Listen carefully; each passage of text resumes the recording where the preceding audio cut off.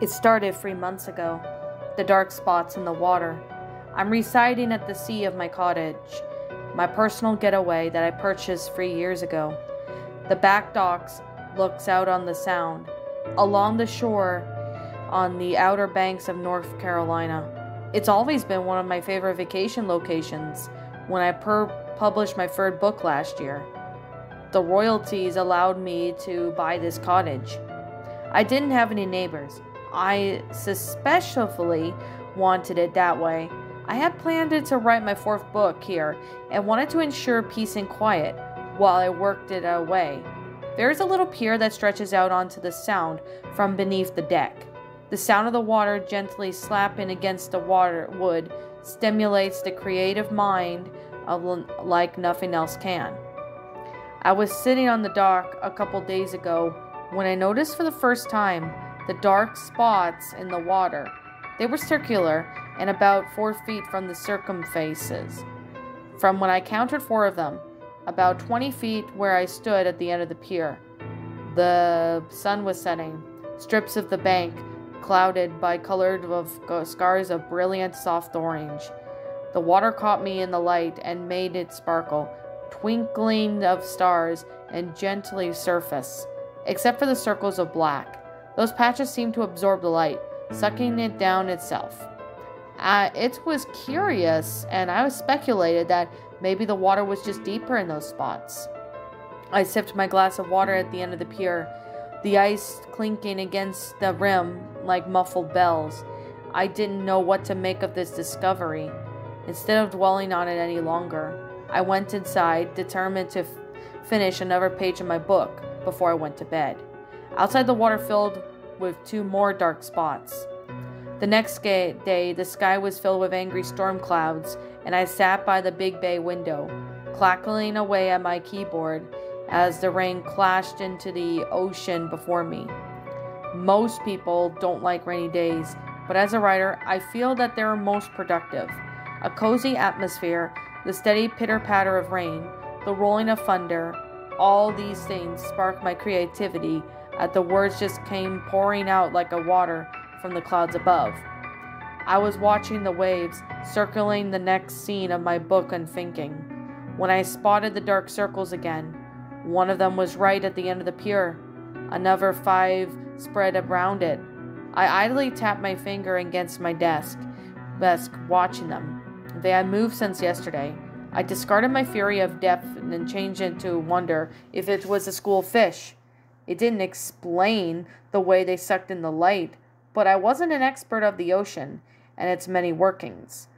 I stood up, allowing myself a brief break from my work, and went to the door.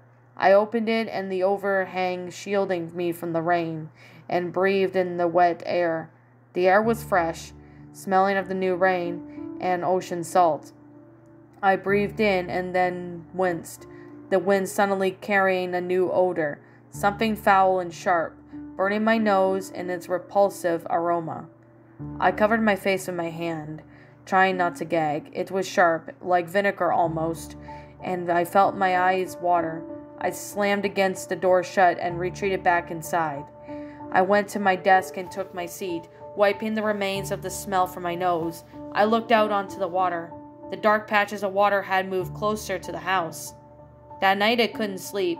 I had only awoken about an hour after going to bed and couldn't will my mind back into the sweet slumber.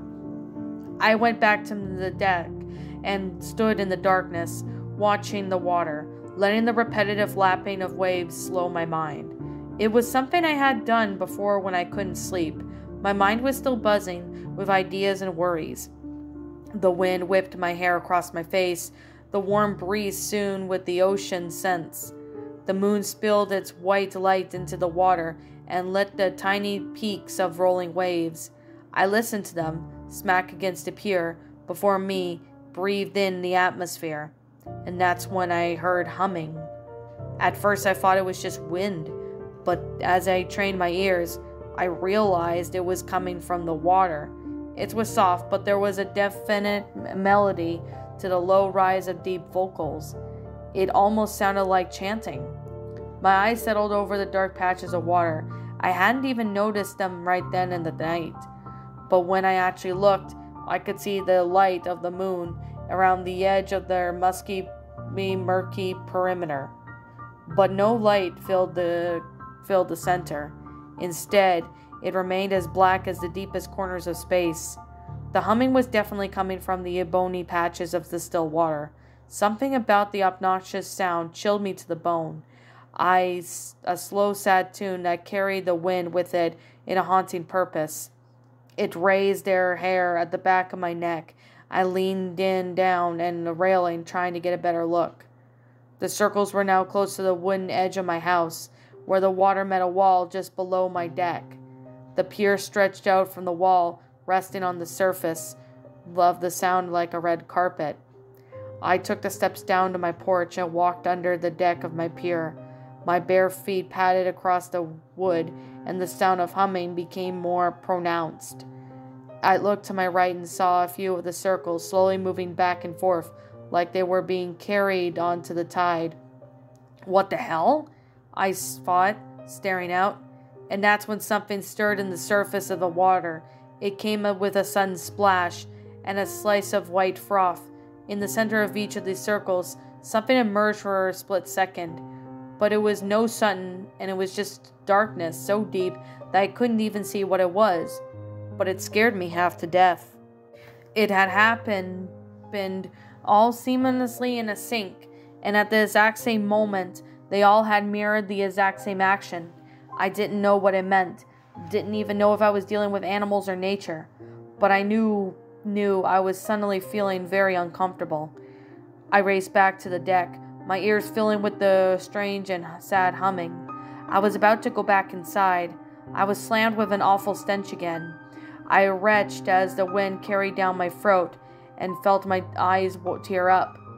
I grabbed the door and pulled it open, desperate to try and get away from the horrific smell. I stumbled inside and slammed the door shut, stood up against it, breathing heavily. Then that's when I heard something, a heavy thunk, onto the pier outside. It came with a rush of water and weight, a loud exclamation in the night. Eyes widening, I turned to look out the sliding glass doors.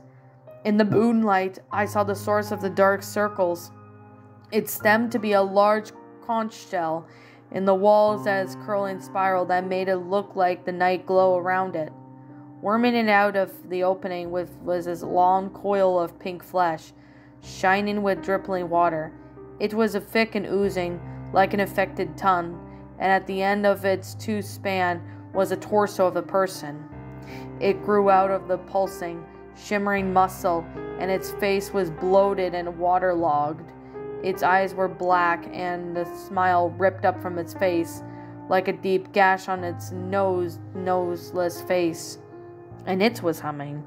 The notes that carried in the night that filled me with the crippling dread. It was a song of death, a prelude to carnage. It pulled itself along with the pier towards my house on a long fingerless slabs of squirming flesh. They smacked away wetly along the wood as it drags its huge shell behind it. It grating the sound of screeching in my ears, even from behind the door. I could smell the creature. It was the same awful reeking plague I had smelled earlier. As I watched in horror, another one pulled itself out from the water, humming and grinning, hoisting its giant shell out of the water like a full-on ship. Water spilled from over the pier on the great waves as it followed the first one. The humming continued, gaining in volume, and as I was suddenly overcome with a huge urge just to stand and listen, the notes churned in my stomach, but I had an unexplainable urge to wait till the creature reaches for me. Suddenly, the horror of the situation crashed down on me like a wave at a high tide. I snapped out of my trance and slammed my hands over my ears. I couldn't let them get to me. I had to get away. If they had reached me, I knew I wouldn't be alive come morning. I didn't even know what these things were. They wanted, but the terror rose at me like bile in my throat. I grabbed my car keys, pulled, and as another one pulled itself up the barrier beneath my nose, I could hear it flopping on the strip of sand beneath my deck, and I knew I didn't have that long. I practically kicked open my front door and raced to my car. I jammed the key in the lock and twisted it, throwing the door open. I heard something crash outside from inside and realized that the first one had just broken in. The thought of the monster pulling itself through my house sent a bolt of adrenaline coursing through me. I dove into the car and started it, slamming my gears into reverse. I turned on my headlights, and my heart thundered in my chest. One of them was the open of my doorway, its worm-like arms sliding along its frame. It was grinning at me, a deep hum echoing towards me. For a split second, I almost pulled back into the driveway, but the fresh adrenaline was enough to force the reason upon my confused mind. I gunned down the engine and raced downtown. To this day, I still don't know what those things are. I told the police and the local wildlife rangers about my experience, but they don't believe me. To them, I'm just a new resident, unused to the ways of the ocean. I have put the house up for sale and haven't returned it to it since. I don't dare.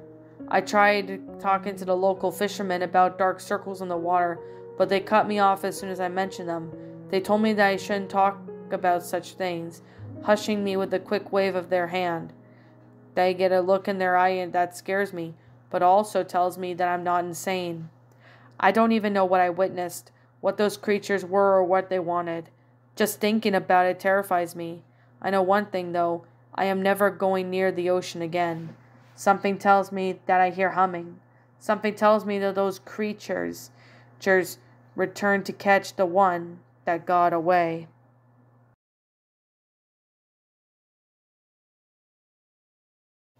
Well, that was Dark Circles in the Ocean, a creepypasta written by Elias Wivero. My final thoughts on the story? I honestly thought it was a pretty good pasta. I mean, it's a really good, amazing creepypasta involving, monsters from the ocean that happen to be haunting the place or try to get the protagonist in the story who happened to be an author or something.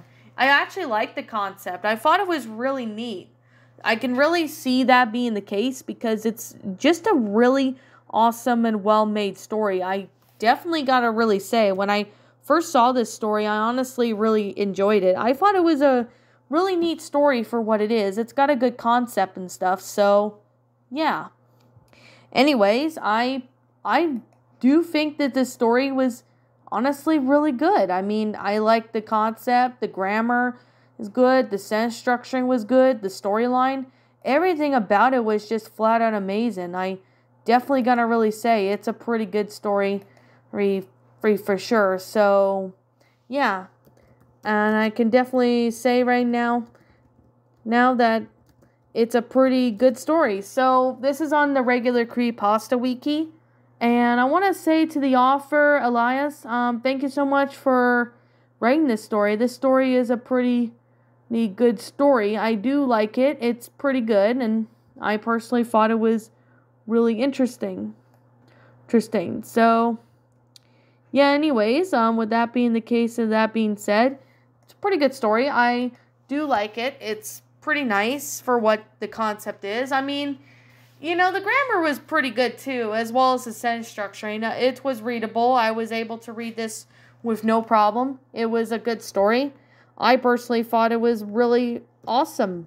I mean, it's pretty surprising, yes, but it's still a pretty good story for a good creepypasta like this. So I definitely gotta say it's a very fun story. I recommend you check it out. It's on the Creepypasta Wiki, like I said earlier. I mean, what those creatures are is probably gonna be the only question I really have to ask, because I know it kind of gives a little bit of a brief, description about it, but it doesn't really, go into too much detail about it, but that's just me, though. But like I said, I don't really know, but it's still a pretty interesting, concept for what this is. So it was a pretty interesting story. I do recommend checking this one out. It's a good one. And yeah, anyways, with that being the case and that being said, I'm going to sit here and say that this is just simply my own personal opinion. If you happen to disagree with me, that's perfectly fine too. We're all entitled to our own opinions regards to these stories. This is simply my own thoughts. I'm giving this story a 10 out of 10. It's a great story, but it also makes me wonder what's actually down in the ocean. So, but like I said, we can only use our imagination on this. So, yeah, you guys maybe feel free to leave me your thoughts on this story in the comments below, and feel free to let me know what was actually in the water or something, because I'm curious as to wanting to know. So anyways, what did you guys personally think of this story? Did you like it? Did you not? Also, what have done personally to help make the story a whole lot better?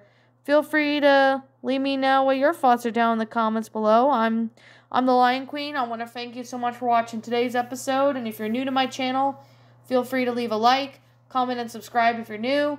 Ring the bell for notifications to when I upload, so that way you guys will not miss an upload. And as always, please roll the outro, because I'm out.